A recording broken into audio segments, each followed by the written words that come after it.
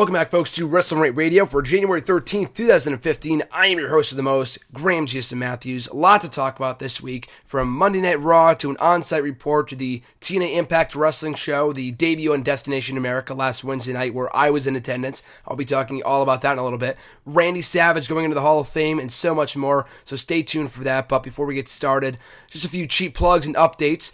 Of course, last week on the first episode of 2015, right here on WrestleRant Radio, I reviewed former WWE superstar, star of Gotham, star of Jersey Shore Massacre, Romeo Roselli. Great interview, great guy. Really enjoyed talking to him. It was an awesome interview, pulling in some big numbers. So if you want to check it out for yourself, kind of revealing the insides and outsides of the WWE, the tag team division back when he was around, his tag team, the Heartthrobs, if you remember him, his time in acting, and so much more. It was a great interview, so make sure to go back and check it out. It was on last week's episode of WrestleRant Radio right here on nextEraWrestling.weebly.com. Awesome interview. Like I said, check it out if you haven't already. Second update here, I appeared on Randy Cruz's podcast, The Cruise Control, earlier today as I filmed this on Tuesday the 13th. Talking Macho Man in the Hall of Fame, the Monday Night War, WWE Network, the current product, Daniel Bryan, Brock Lesnar, Roman Reigns, Monday Night Raw, WrestleMania 31, and so much more. Had a great time. I thought I was only going to be on there for about 10-15 minutes. We ended up talking, shooting the breeze about WWE for about 45 minutes. It was a great time.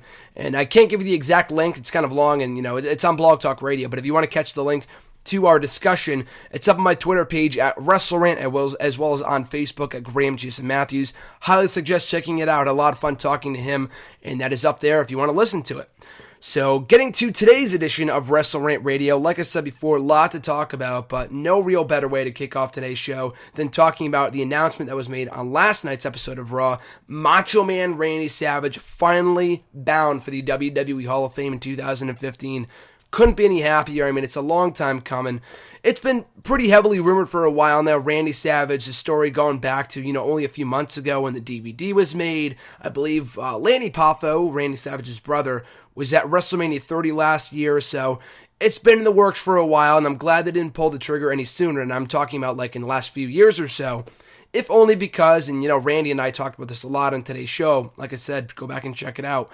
We talked about a lot and how in the last couple of years they've done a great job of how really spacing out all these big names. Because, to me for the longest time, there were three guys that deserved to go in the WWE Hall of Fame, that without these three guys, the Hall of Fame would never be truly considered legitimate. It was Bruno Sammartino, who went in 2013, the Ultimate Warrior, who went in last year in 2014, and now Randy Savage, who has been due for a very long time now, who was now due in 2015.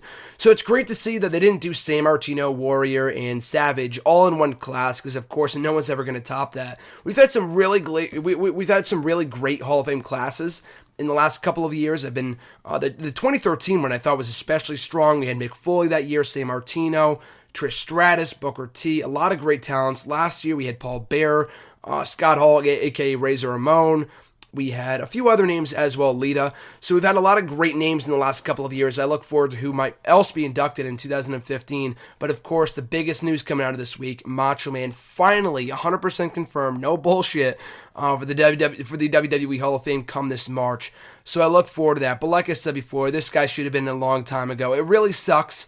Of course, one of the cons of him being included so late is that, he won't be there to accept the honor in person. Of course, he passed away in 2011, and I remember that very, very clearly as if it was yesterday. I believe it was May 20th, 2011. It was a Friday. I had heard the news when I was at school.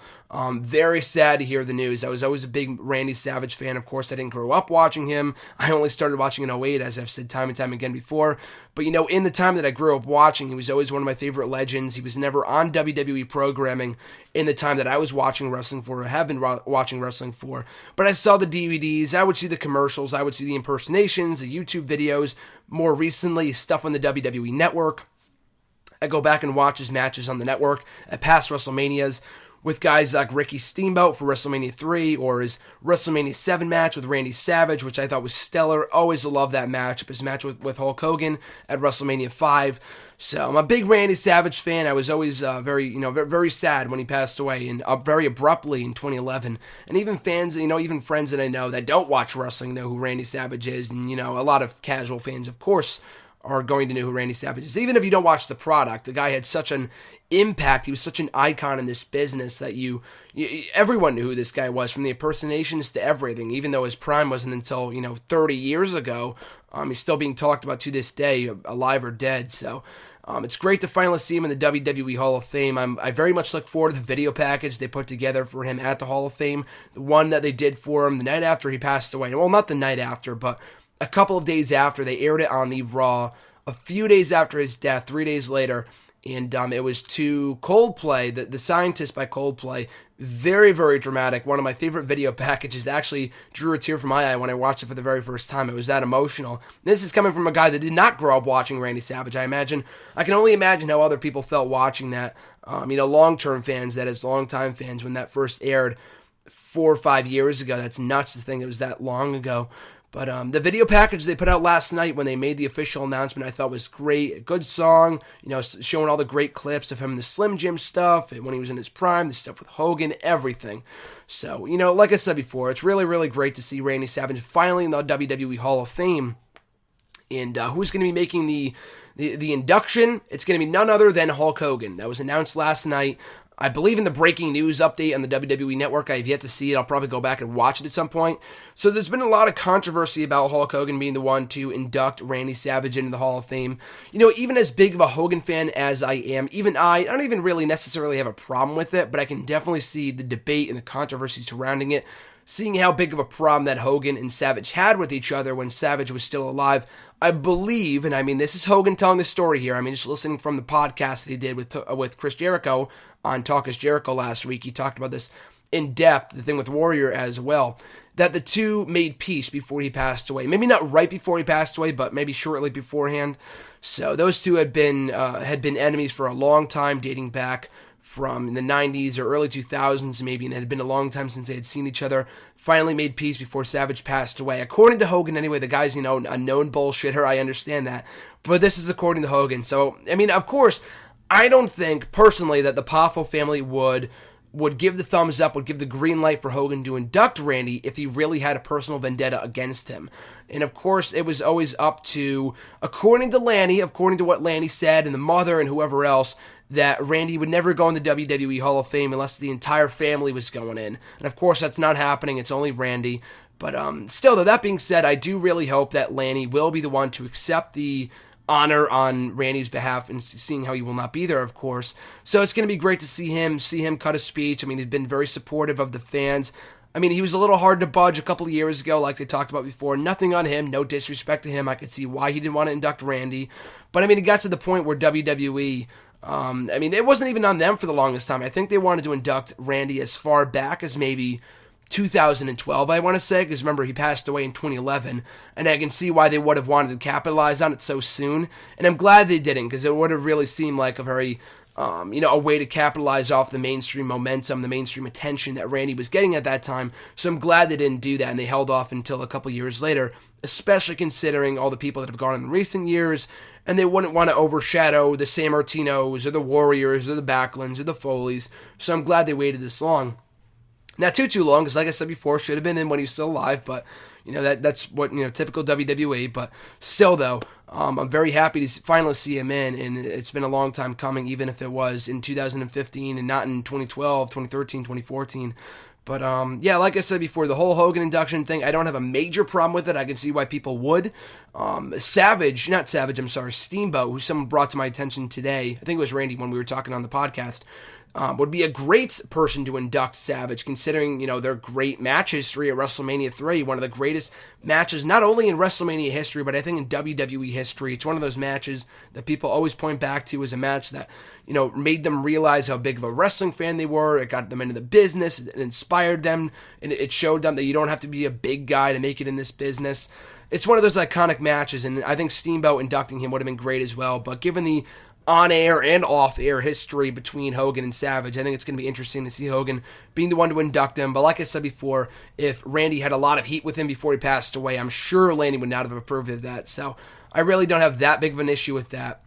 So getting to the next thing, kind of digressing off the Randy Savage topic, but staying on the Hall of Fame topic, I was thinking about this last night when I was sitting down watching Raw with John at JohnKnapp17, who also I was thinking about having on the podcast. We talked about it last night. He declined the offer, if only because he wanted to have his appearances feel special, and absolutely agree with that. We just had him on 2 weeks ago to talk about the year in review. Had a great time, though. We watched Raw. We did like 10 hours of booking in SmackDown versus Raw. 2007 general manager mode for the PlayStation 2. So great time. Always catching up with John is always fun. So great, great seeing him as always. But, in talking to him last night after the Randy Savage promo aired, I turned to him and asked him that now that San Martino is in, now that the Ultimate Warrior is in, now that Randy Savage is in, who else you feel needs to go in for the Hall of Fame to feel legitimate? Personally, I feel that now that Savage is in, it is legitimate. Not 100% legitimate. It's all about politics at the end of the day. But I do think it is 10 times now more legitimate now that Savage is in. And I posed this question to John. I posed this question to you guys on Twitter last night as Raw was going on. And I got a few different answers. A lot of people said The Undertaker and The Rock. Now, those two people, to me, aren't people that stand out as being, they need to be in right now. I think the only reason why The Undertaker isn't in right now, because one, he just, quote-unquote, retired a year ago. I mean, he still have no idea whether he's going to be at WrestleMania or not. I hope so. I think he will be. But we have no idea if he's going to be even wrestling at WrestleMania 31 this year. So, and I have no issue with him. If he doesn't go into the WWE Hall of Fame this year in Santa Clara in California, WrestleMania 31, have no issue with that whatsoever. They have years upon years upon years to induct him. It's not like with Edge or HBK. Like with Edge, when they inducted him in 2012, a year after he retired, his contract with WWE was coming to an end. And they don't want, I highly doubt they would ever have bad blood between Edge and WWE, but they wanted to induct him on his final year with his contract before he was let go and whatever else, before he was officially, parted ways with the company. So I can understand that, but Undertaker, there will always be a spot for him in the WWE Hall of Fame, so that's not like an ASAP thing. He will be in. I don't think it's going to be next year with Savage headlining this year. We're going to need another headliner that's actually going to be there. So maybe Sting. But I would have no problem with Undertaker. He's going to be in at some point. We all know that. Savage, San Martino, Warrior, we never knew if they were going to be in because of all the bad blood. Taker's going to be in, so that's ridiculous. The Rock is an interesting one because I've been saying The Rock for a very long time now. I thought he was going to be inducted over WrestleMania 28 weekend when he came back for the one more match with John Cena. Of course, as it would turn out, that was not one more match. It was not even one more run. He's had a lot of matches since then. So it's probably wise on WWE's part, since they did not do it that weekend, because they probably want to wait for Rock to officially be done with wrestling before they induct him. So he's another guy that stands out to me as not being like he needs to go in ASAP, because I still feel he has one more run/match in him, whether it be, I don't think it's going to be this year, but whether it be next year or the year after or whenever. Probably either that weekend where he wrestles his final match at WrestleMania or has that one final run, or the following year, he'll definitely be inducted. So Rock and Undertaker are two people you don't have to worry about in terms of being inducted, because I'm sure they'll be inducted at some point.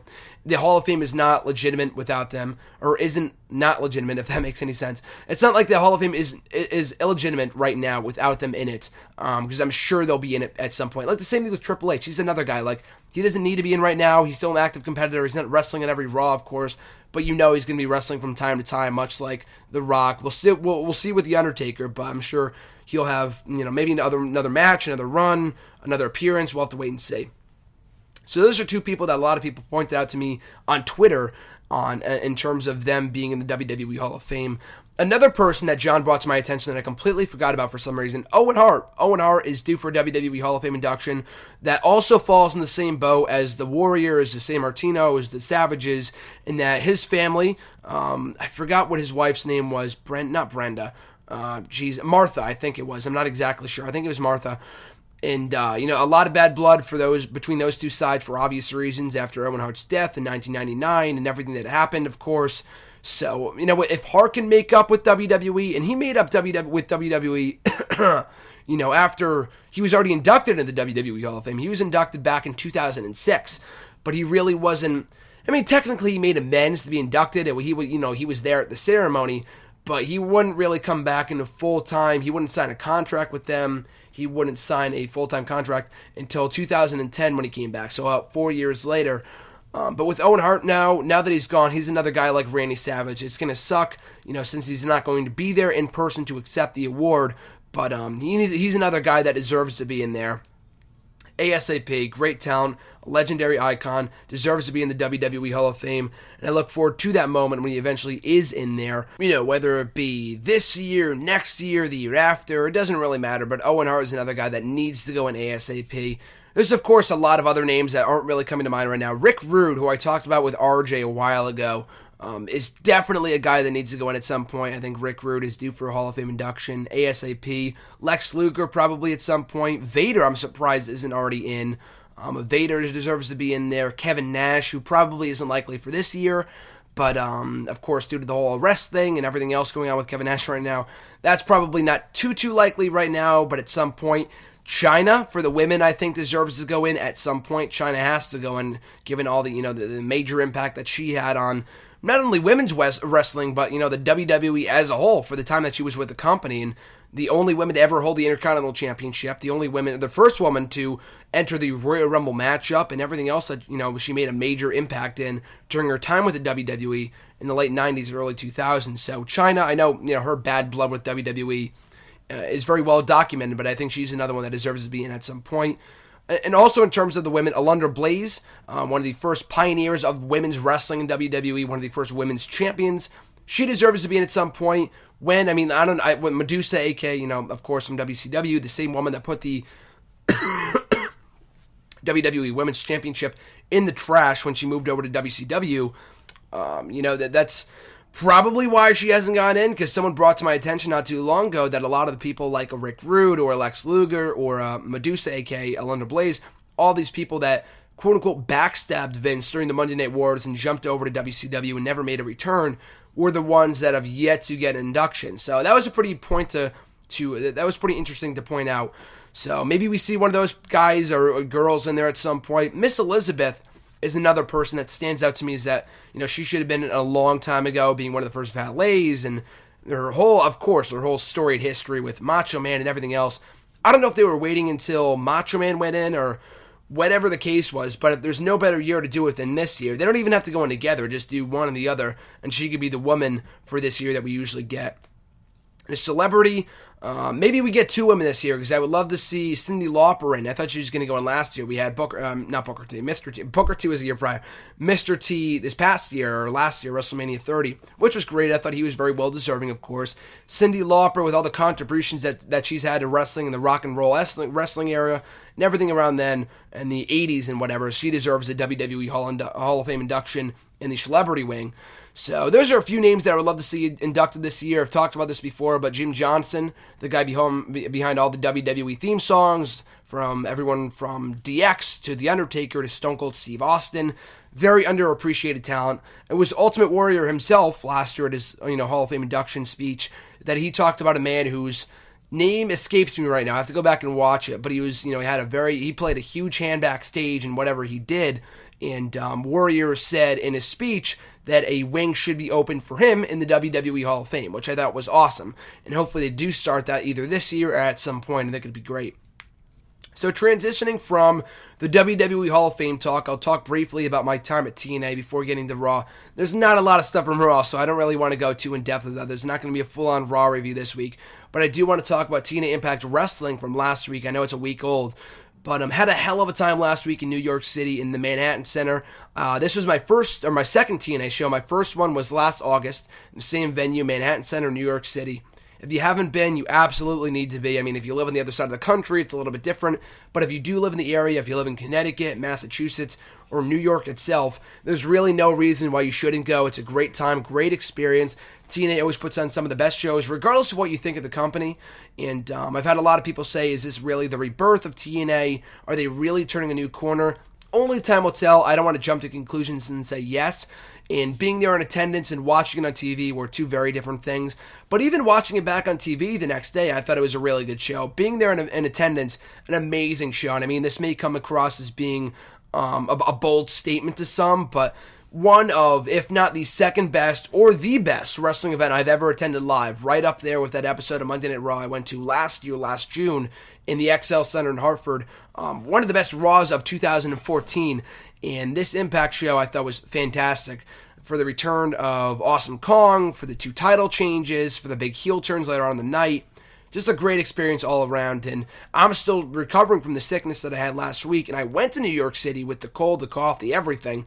And, coming off of that, and it was still well worth it. Even going there sick was an absolute hell of a time. So I loved every single second of it. But, the show on the whole, we got there right around showtime, or when it was at least supposed to start, around 7 o'clock. And thankfully, they didn't end up starting until about 7:15, 7:20, and I was live tweeting during the show, and some people were asking me, oh, it's not live after all, and I mean, of course it's not. Any live show that TNA has done for the last 2 to 3 years now, I think, because the live shows that they did back in the Impact Zone when they were going live every week, I think were live. But every time they've gone on the road and they do a live show from time to time, it's always on an hour tape delay. I don't know why. It was definitely for the better this time, and I'll get to that in a second, for a variety of reasons. And it was definitely for the better that it worked out for TNA that they did do a tape delay. But that's just the way they do things, so I didn't really have a big problem with it. But it did. I think there was a portion of the show when we were like in the last few matches of our show. They were already starting to air the beginning of the portion of the show at on Destination America. So the show didn't end up starting until about 7:15, 7:20. Jeremy Borash comes out. He had been out in the ring for a while. And to Jeremy Borash's credit, he does a great job of riling up the crowd. And it's like it's unlike anything you've ever experienced before in terms of crowd engagement and being loud and getting the people pumped up. He's a master of that kind of stuff. More so in TNA than in WWE. Because in WWE, there's such a massive audience with tens of thousands of people. And at a TNA show, there wasn't hardly even 500 people there. I would say maybe 200 to 300 at most. So it's a completely different environment, obviously. But got to give credit where credit is due to Jeremy Borash. He does a great job at what he does. But we kicked off the show with that massive brawl. We did not see the video package with the people coming off the bus, or at least I didn't. When I came in the building around 7:15, 7:05, whatever it was, I didn't see the opening. I didn't see it until I got home. I saw rave reviews for the opening. I thought it was awesome. Something very unique. I thought the music was very well chosen. I thought that was great. But the show for us started with Jeremy Borash talking about just the rebirth of Impact Wrestling and the Manhattan Center and everything else, blah, blah, blah, blah, blah. And the big brawl breaks out, and it was massive. The place was going crazy. I don't know if it came across that well on TV, and I watched it back, and I just can't remember. But the crowd all Wednesday night long, I thought was amazing. And I mean, I'm just not being biased here, but everyone was on their feet the entire time. The chants were hilarious. There were a couple chants like MVP Pussy. There was Shut the Fuck Up too. It was either MVP or Ethan Carter III or both maybe. There was MVP Penis. There was so many chants. MVP Penis made it because it's not a swear, obviously. But the MVP Pussy chant did not make it on TV. The Shut the Fuck Up chant didn't make it on TV. The Holy Shit chant didn't make it on TV. There was so much stuff that had to get edited out, and I was so pissed watching it back. Not because it got cut out, but not because it got edited out, but because it did it in such a piss poor manner. Like they cut over the audio, they cut over the commentary. They just took out the audio completely. They didn't even beep it out, which probably would have been less annoying. So that was a little weird the way they handled it. But we were just a rowdy crowd all night long. And from where we were sitting, I was sitting in the upper right balcony. Like if you come into the Manhattan Center and there was a stage right in front of you, I was sitting to the right, up above in the balcony. We were sitting in the front row, right next to the railing. So we got great seats, got a lot of great pictures. If you want to check them out, nextairwrestling.weebly.com. All the pictures that I took of the event, and an exclusive video, which is also up right now on the Facebook page. I'll probably put it on YouTube at some point if it doesn't get taken down. But usually that happens from time to time with the WWE and TNA videos. But it currently is right now on the Facebook page.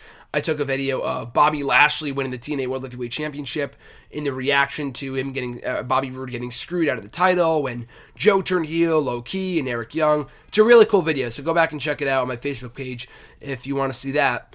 But from where we were sitting, first row in the upper right balcony, we're sitting right there. The brawl kicks off the show. You see two wrestlers in the front, like on the ground, just brawling. I'm thinking, oh, that's a cool way to kick off the show. Abyss and whoever the hell else it was. And then fucking Bobby Lashley, Low Key, Eric Young, and Magnus all come out from where we were sitting, right behind us. I mean, like right behind us, only mere feet away from where I was sitting / standing. And it was nuts. They were going all out. They were throwing each other into the wall. And there was trash everywhere after the brawl was done. There were some dents in the wall afterwards. Like they were really trashing this place up.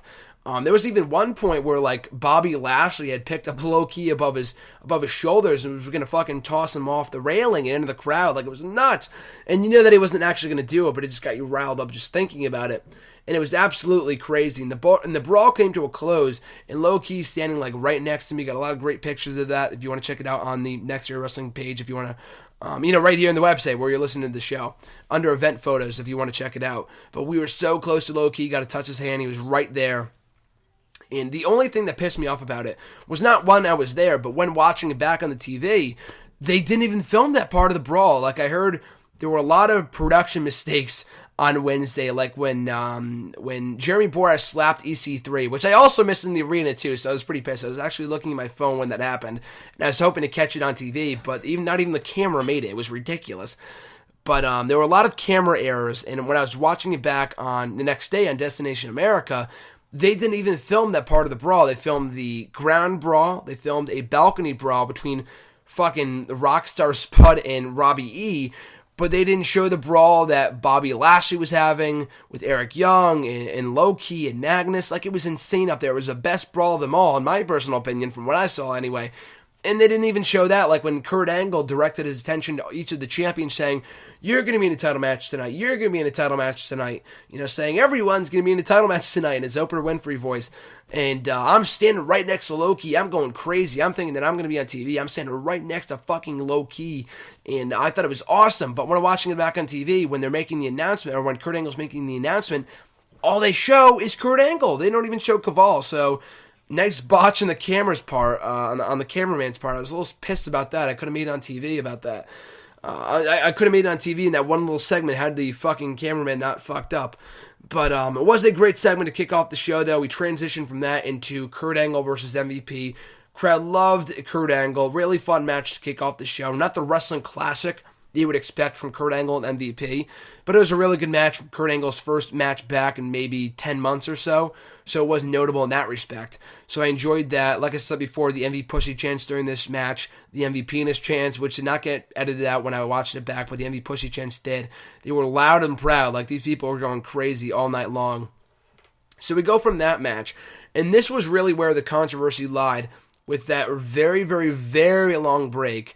And we were being told that we had a lot of commercial breaks, and I didn't understand why we had to have commercial breaks in the arena, being there live, because we weren't live. They didn't go live until 9 o'clock. The show started at 7:15, 7:30, so that didn't make much sense to me why they were having so many breaks, and it kind of killed the crowd at some points, especially right after the Angle MVP match. Because for such maybe like 15, 20 minutes, like no commercial break is that long. No commercial break, I would shoot myself if it was, is 20, 15 minutes long. Like, that made no sense. And it was just going on forever and ever and ever. And Jeremy Borash is in the ring trying to kill time. People chanting are chanting, "We want wrestling. This is bullshit." And Jeremy Borash took off his jacket and almost wrestled the referee at some point. People cheered, and then they made up, and everyone started booing. It was really funny. But everyone started to get pissed after a while when we really weren't getting any wrestling. It was really weird because I think the worst part about it was that they really didn't explain it. Jeremy Borash was just standing in the ring, just going on and off about all this other random shit. And that he was stalling. It was so obvious.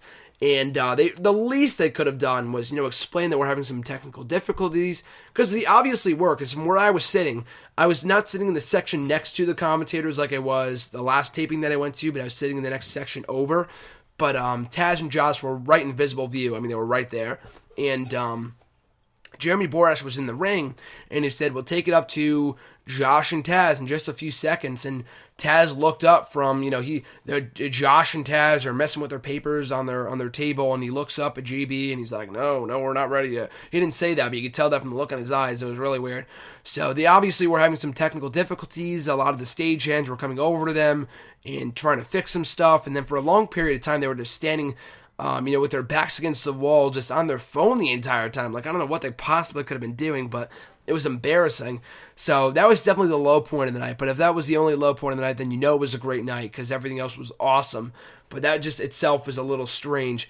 And I'm not going to go match by match here, but all the title matches were great. The World Tag Team title match I thought was really fun. The Wolves were really over. The 4 toupees, I guess, the suicide dives off onto Storm and Abyss at ringside I thought were great. The crowd really loved that. The fact they went 4 times over. So they loved that. That was a great spot. The match itself was really fun. I love the Hardys. They made a quick appearance at ringside. Matt Hardy actually wrestled a singles match to close off the show. Not this show, but the Explosion tapings against Manic, I think it was. So it's cool to see him being the big Matt Hardy fan that I am. But very fun tag team match. Jeff Hardy gets involved, inadvertently costing the Wolves a matchup, setting up their contest for the Thursday night tapings, which will probably air this upcoming Friday on Impact Wrestling. So we got that really good matchup there.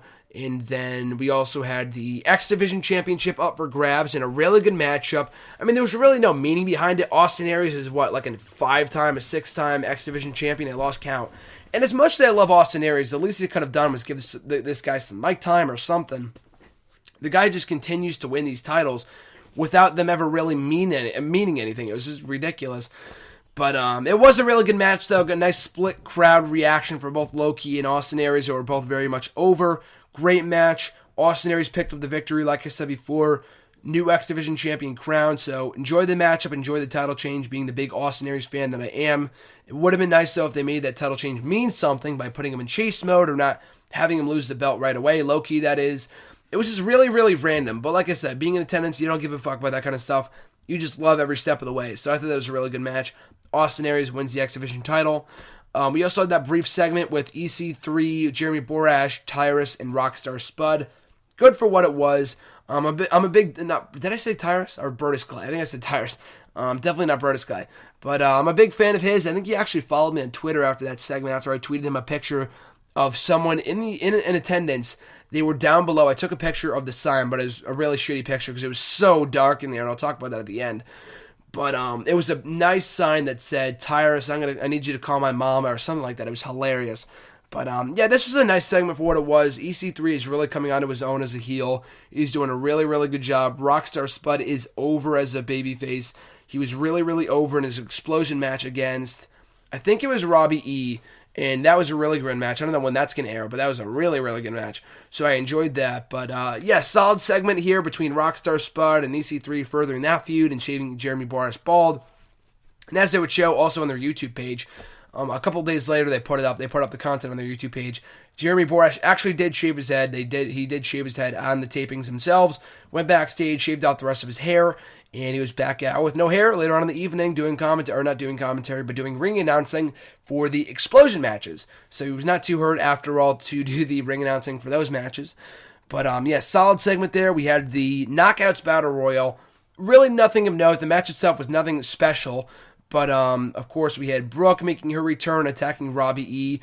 Robbie E, I'm not going to go on a big rant about this right now. Not a rant, technically. I know this is WrestleRant Radio, but Robbie E is a guy that I've been following for maybe 5-6 years now. Not intentionally, but I mean, when my brother and I started going to the Northeast Wrestling indie events back in May of 2009, Robbie E actually competed in my very first indie match against Frankie Aaron in Northeast Wrestling, and I've been a big fan of his ever since. I'm not a fan of the whole Jersey Shore gimmick. I mean, it was hot back in 2010. It was the thing to do. It was, the mainstream thing. It got him attention, but it's 2015. The guy's been in the company for 5 years by this point, which is crazy to think about. And it's just not relevant anymore. They need to come up with a new gimmick for the guy. And I thought they were going to do that by introducing him with a new gimmick and him breaking away from the bromance. I am not a bromance fan. I've said that on many occasions in the past, and I am not a bromance fan whatsoever. I'm a big fan of Robbie E. I think he's a great talent. I don't think he can ever be world champion. But I think right now, if there was any chance, if there was ever an opportunity to relaunch this guy's career as a serious competitor, I mean, it's hard to do. The guy was a comedy figure for so long. It might be hard for the fans to see him as anything different than a comedy figure, and he does comedy so well. But I think it's time to finally break him off as something serious. If it doesn't work, it doesn't work. But I think it's worth a shot because the guy's a really good wrestler. And I think he deserves a lot more than what he's getting right now. And at least the programming with Brooke has some potential. They're, stemming off real-life issues, if they even really are broken up. I don't know if it's all a part of the storyline, or if they really did break up, and they're tying that into the storyline. I have no idea. But I do look forward to the evolution, so to speak, of Robbie E. if they go in that direction going forward. So after the Knockouts Battle Royal, Taryn Terrell successfully retains her Knockouts title, gets attacked by Havoc after the matchup, and you know something's going to happen. But there was a rumor of this woman returning earlier on in the day, but I did not read about it. I was not on the dirt sheets at the time. No one tweeted me about it. I was so happy. And, you know, a complete, something very, very similar to when I was at Raw. Again, one of my favorite events they've ever attended. Monday Night Raw, the same show that Jericho returned at, where no one spoiled it for me. It was on the dirt sheets earlier in the day, but no one spoiled it. Same thing with this return. So Havoc attacking Taryn Terrell. The lights go out. It's just crazy. Everyone's like, what's going on? What's going on? Who's going to come out? It's nuts. The lights go back on. Awesome Kong, the former Karma, in the ring. An amazing reaction. By far the biggest pop of the night. Hands down. Like nothing came close. The place came unglued. I looked at the guy next to me. We're marking the fuck out together because we knew how special this was. Because Awesome Kong is someone that has gone on record before, like, I don't know if you would compare her to being the ultimate warrior of TNA, but you know she's gone on record before and saying I never ever ever want to go back to TNA. There is a very very good chance you'll never ever see me there again. And I'm not even talking about interviews from 3-4 years ago. She said in an interview back in like late last year.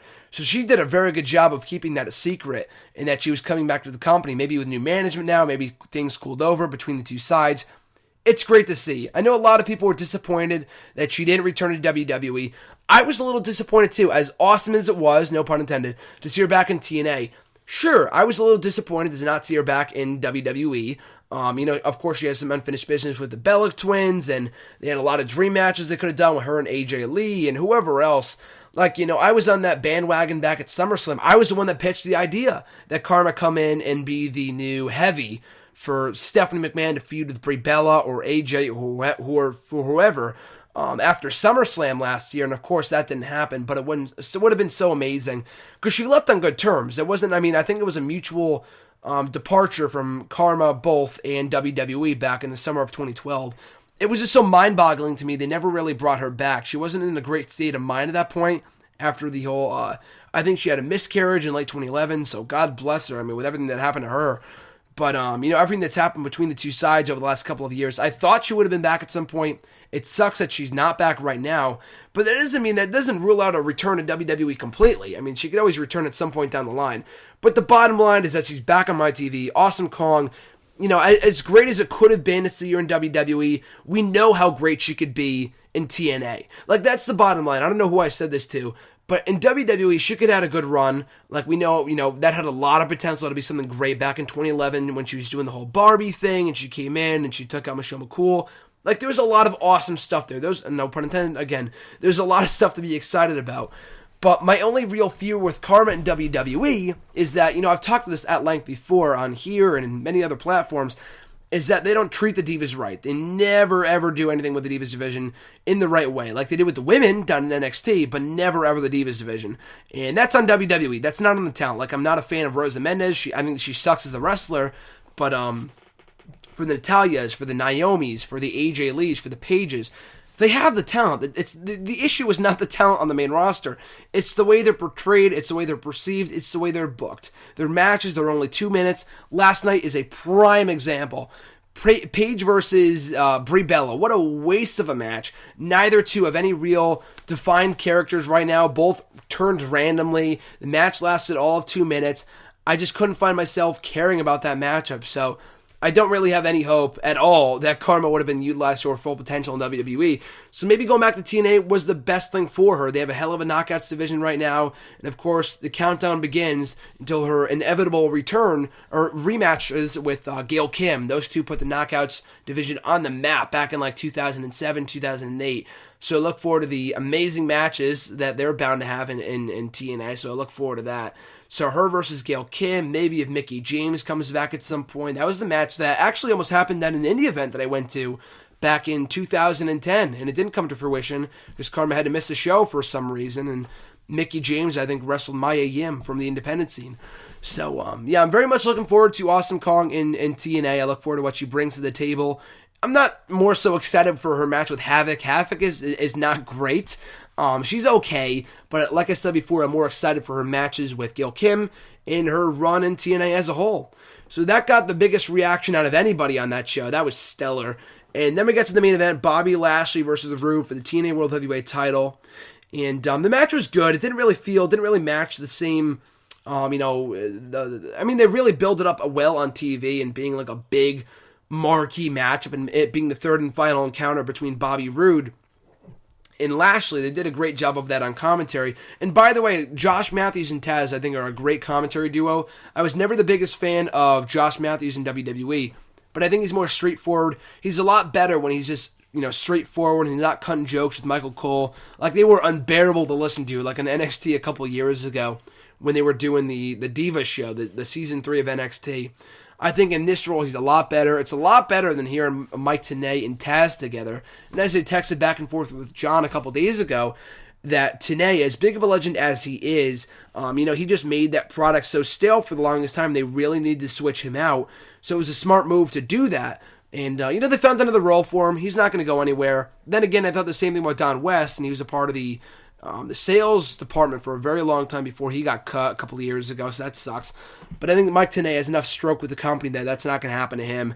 He's going to continue to do interviews like we saw on the show. He's going to continue to do his own show. I think not Lockdown, is Unlocked or something like that on Saturdays, which I will not be tuning into. I can't even tune into TNA Live because I do get Destination America, living at home, of course, for the next few weeks before I go back to school. But at school itself, I do not get Destination America. It's one of those premium channels or whatever, so I'm probably going to have to find it online somewhere. And it airs on Fridays anyway, so even if I did get the channel, I probably wouldn't even watch it live. It's going to be airing starting this Friday in its new time slot of 9 o'clock Eastern Time, 11 o'clock, or 8 Central Time, 9 Eastern Time. So, I probably wouldn't even watch anyway live.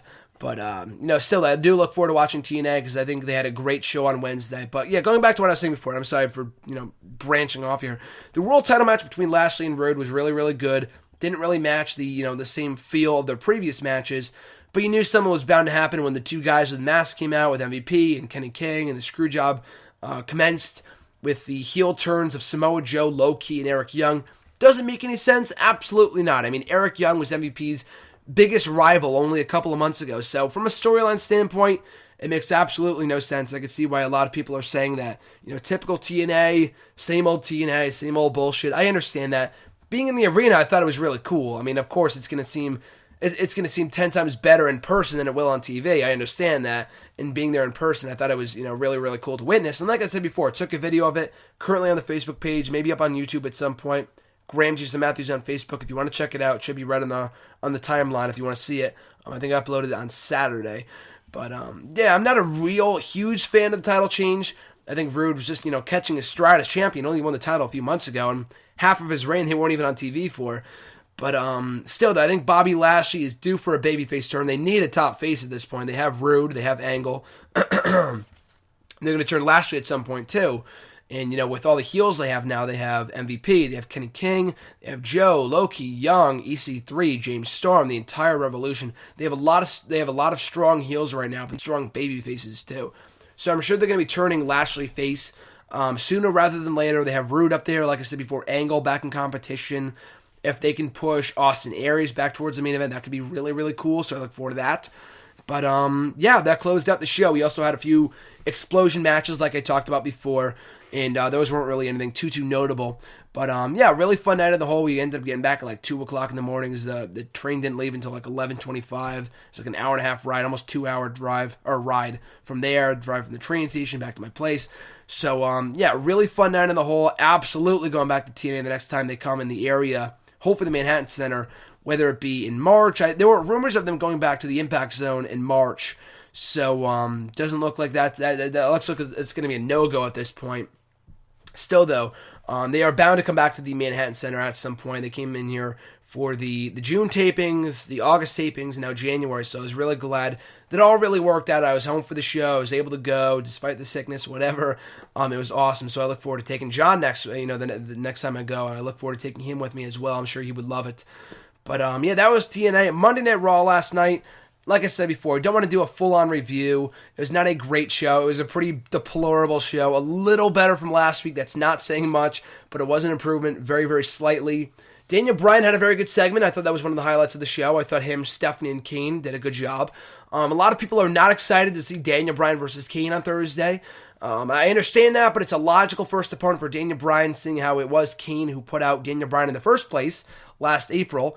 I mean, technically, Kane or Daniel Bryan wrestled after that. I mean, remember, Kane attacked Daniel Bryan on the commentating table those few times. They showed the footage of it last night, but they wrestled that Extreme Rules match like 2 weeks after that. And his last technical match in WWE, Bryan, that is, before he came down with the injury, was against like Del Rio on Raw. So that was not the be all end all of Daniel Bryan in storyline. It was, but technically that wasn't the last time we saw him on TV. But whatever, it's WWE's booking of it. That's their way of seeing it.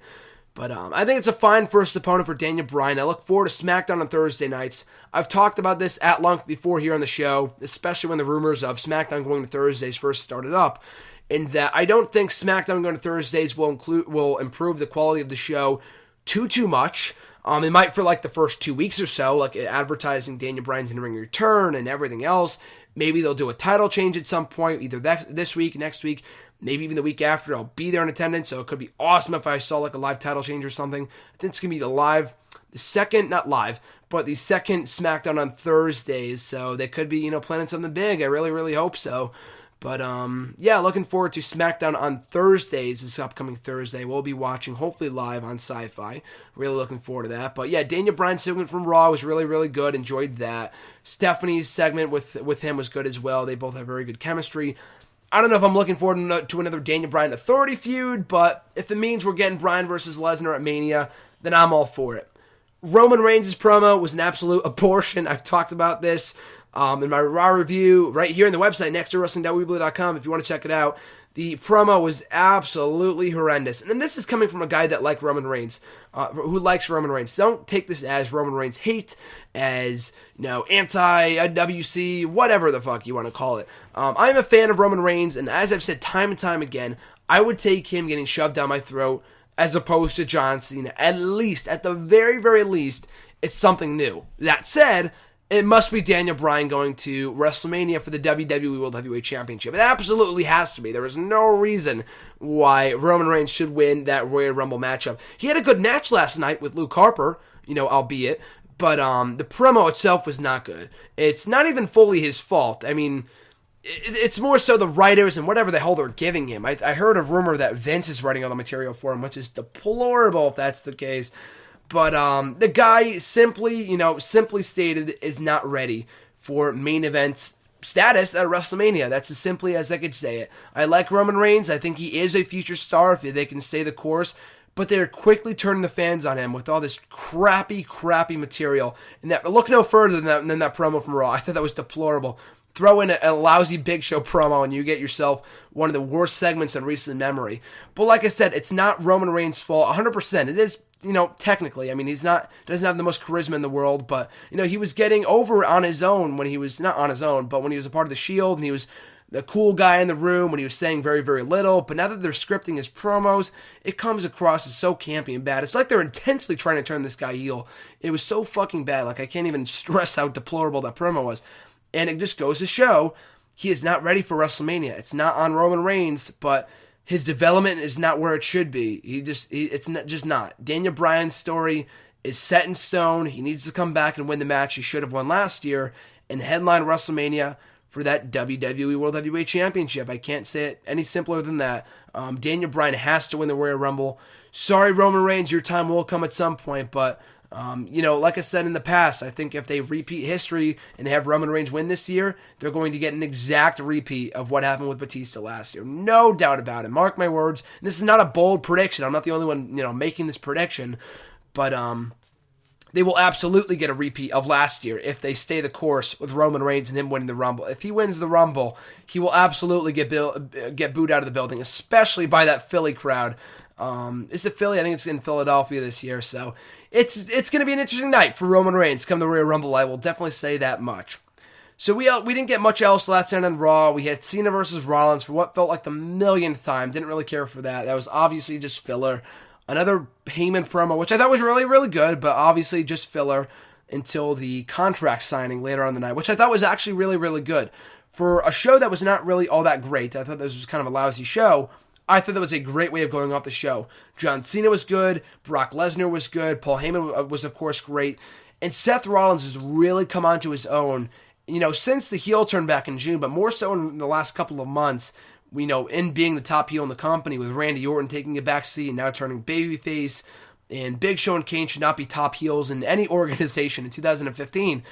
But Seth Rollins has really come a long way since his heel turn back in June. There were a lot of people, myself included, that were very skeptical of him turning heel back in June. And, why wasn't it Ambrose? Why couldn't it have been Reigns? And, Rollins has really surprised us all with all of his mic work. And I've had some people tell me in the past that, his mic work had always been great, dating back to his ROH days. But his mic work in WWE, maybe it was just the nervousness, I don't know. But Rollins, if you go back and watch his NXT promos, they were not good. Trust me, his NXT promos back in 2012 were really not that good. They weren't even that great when he got, promoted to the main roster, part of the Shield. Dean Ambrose was the best talker of those three, hands down. But, since then, he's really come a long way. As long as they don't make him talk for a long time, he can really shine on the mic. And I think last night was really his coming out party, so to speak, in that he got the better of both not only John Cena, but of the WWE, the WWE World Heavyweight Champion as well, Brock Lesnar. He ended the show looking stronger than ever, taking out both formidable forces. So I thought that was great. And like I said before, Rollins, his night to shine was last night, and I thought he did a great job in his role on the mic, in the ring, and his match with Cena I thought was really good.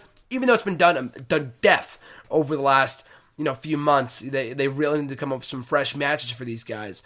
But Rollins as a whole last night I thought was really, really good, both in that opener and in the main event. I think he has a very bright future ahead of him if they could stay the course with this push going forward. So other parts of Raw last night, or actually not even Raw, let me actually talk about this before we go off. We got a few minutes left. And the announcer shakeup. The announcer shakeup in WWE was announced about a week ago. They put out a press release touting all these changes being made to commentary.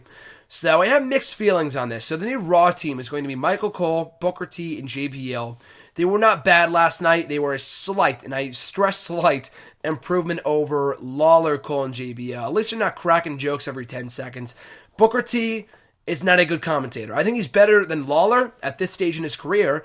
I think Lawler is a better talker. When he's motivated, I think he can be great, but his commentary shtick is just not working out. They needed to take him off Raw.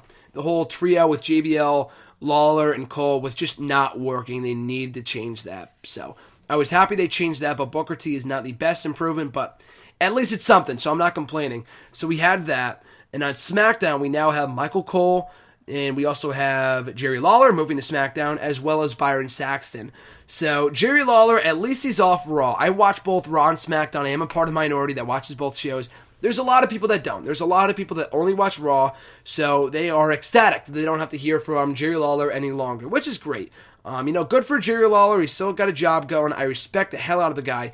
I'm just not a fan of his commentary work. It's just not good at this stage of his career that they really have no need for him on commentary. Byron Saxton, he's not bad. I thought Tom Phillips was good, and they gave him the shaft for no apparent reason. I have yet to watch tonight's main event. I heard he was doing commentary with JBL. I don't know if that's a regular thing or what the deal is, but I thought Tom Phillips was a lot better than Byron Saxton. Tom Phillips, he's not even a babyface commentator. He's just a straight-up wrestling commentator. That's what I liked about him. Byron Saxton, he feels like he's forcing it and he's faking it. Just like one of those guys you just want to punch right in the face. And I never really thought he was bad, but, he's one of those guys that, I don't know, like I said, I think he's just better designed for, main event. I think Phillips is better suited on SmackDown than Byron Saxton, but what's with the whole obsession of the three-man booth nowadays? I mean, we've been getting it for a while, obviously. This is not a new thing, but main event's a three-man booth. Raw's a three-man booth. SmackDown, NXT, every fucking show is a three-man booth. Why? Do we really need three people trying to tell the same story in one match? We can't get three people calling a match. It's just a clusterfuck. It is an absolute clusterfuck.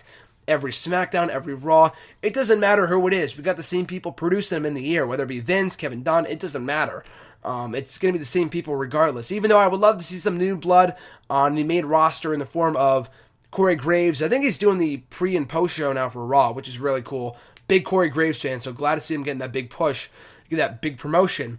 I would love to see Corey Graves on commentary at some point for either Raw or SmackDown. William Regal, I know he's doing the NXT GM shtick right now, but it would be great.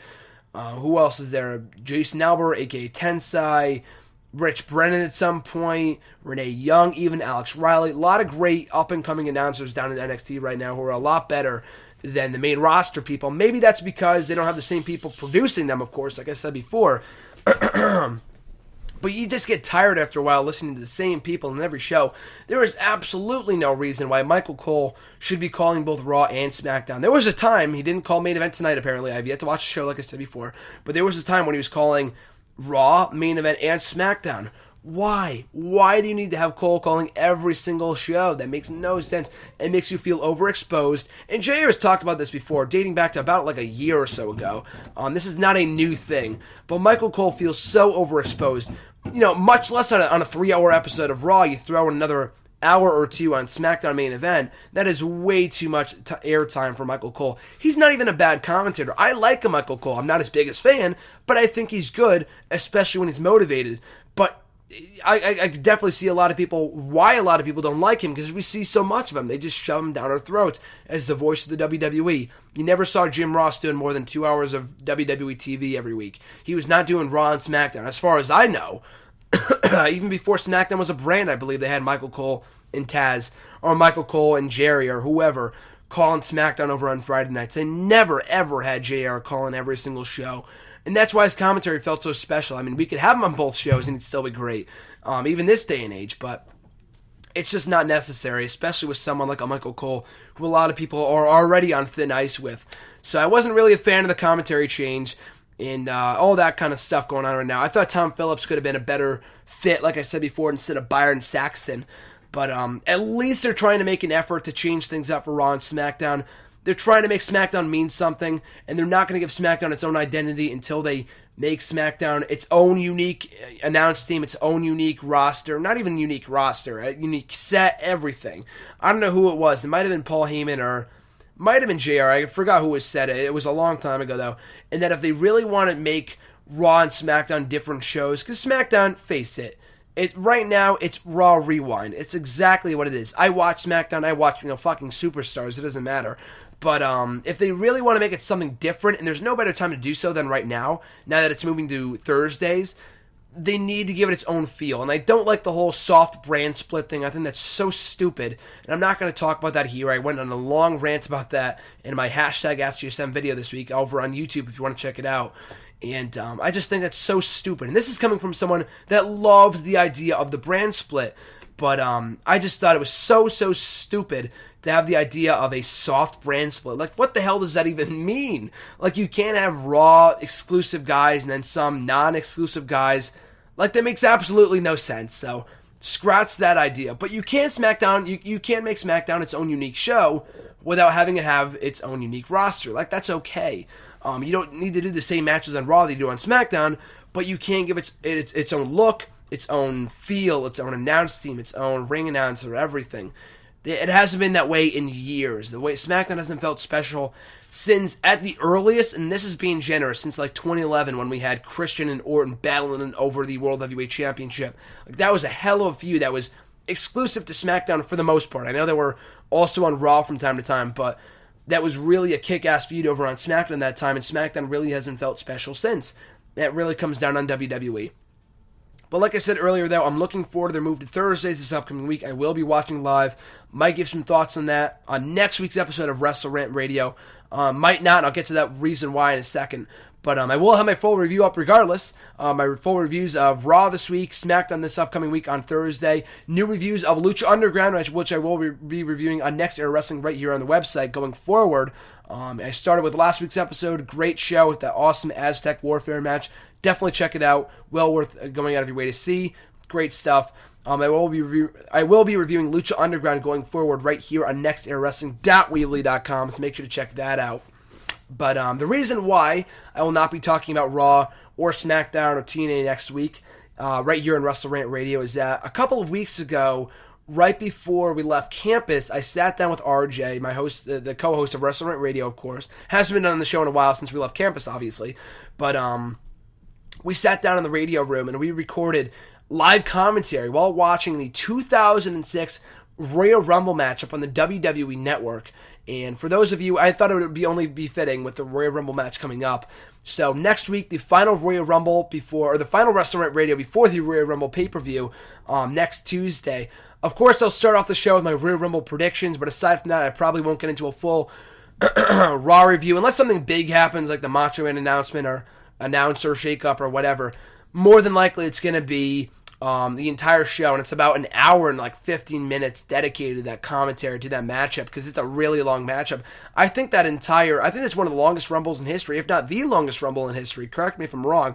I'm not exactly sure, but for those of you that like the 06 Royal Rumble or whatever else, because I will not be reviewing the 2006 Royal Rumble in my WrestleRant series this month on YouTube. I will not be talking about the 06. I'm only talking about 1996, 2000, 01, 02, 04, 05, 07, 08, 2010, and 2011. Those are the only ones I'm reviewing this month. Maybe next year, but I thought it'd be cool to do live commentary for the first time ever on WrestleRant Radio. It's a first here on WrestleRant Radio. Coming up next week with RJ and myself talking about the 2006 Royal Rumble matchup. So stay tuned for that. But in the meantime and in between time, folks, you can catch me on Twitter at WrestleRant, on Facebook at Graham Jason Matthews, YouTube same thing, Bleacher Report same thing, new columns going up all the time for Bleacher Report, as well as What Culture. You can check out the links on my Twitter and Facebook. New articles going up all the time. And like I said at the start of the podcast, I talked to Randy Cruz on the Cruise Control podcast earlier today. Had a great time. I'm sure you'll enjoy the podcast as much as I did doing it earlier today. Like I said before, I can't give you the exact link, but I did tweet out the link a few times on my Twitter if you want to check it out. It's over on my Facebook page. Tweeted out a number of times on my Twitter earlier today, so you can go back and click the link. It's about a 45-minute show. Not too long. It's a lot of fun stuff, talking about Macho Man in the Hall of Fame for more thoughts from me on that. The Monday Night War show, WrestleMania 31, current state of the product, commentary, Brock Lesnar, Daniel Bryan, so much more. Had a hell of a time, so make sure to go back and check that out. And of course, where you're listening to the show right now, nextEraWrestling.weebly.com. New columns going up all the time. Reviews of Raw, SmackDown, Lucha Underground, like I said before, all new to the website. TNA, new review of the Wrestle Kingdom 9 pay-per-view from last Sunday, which I thought was stellar. So go back and check that out from last Sunday. John's Jargon, like I said before, I had a great time seeing John this week. Was unable to get him on the show. We did Beast Booking, hashtag it, all night long and all day long today. So I was unable to get him on the show, but next time I see him, hopefully we can get a brief soundbite from him going on the road to WrestleMania, his thoughts on the current road to WrestleMania, the Royal Rumble, and everything else. But check out John's Jargon. He's got a new piece up about 3 matches we need to see, and I bold that, I capitalize that, I emphasize it, baby. 3 matches we need to see at WrestleMania 31 this upcoming March. So make sure to check that out. And like I said before, new WrestleRant radios are going up every single Tuesday. Make sure to check them out. And like I said before, live commentary of the 2006 Royal Rumble matchup coming up next Tuesday. It's going to be a big show. As always, folks, thanks for listening. Have a great week, and I'll catch you next Tuesday.